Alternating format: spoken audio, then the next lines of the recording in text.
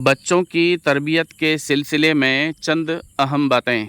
Number 1، جس بچے کی ہر وقت حوصلہ افزائی کی جاتی ہے اس میں اعتماد بڑھتا ہے۔ نمبر 2، جس بچے کا ہر وقت مذاق کیا جاتا ہے وہ بزدل ہوتا ہے۔ نمبر 3، جس بچے پر ہر وقت تنقید کی جاتی ہے وہ ہر چیز کو رد کرنا سیکھتا ہے۔ نمبر 4، جس بچے پر ہر وقت غصہ اتارا جاتا ہے وہ لڑاکو ہو جاتا ہے۔ نمبر 5، جس بچے پر بھروسہ نہیں کیا جاتا وہ دھوکہ دینا سیکھتا ہے۔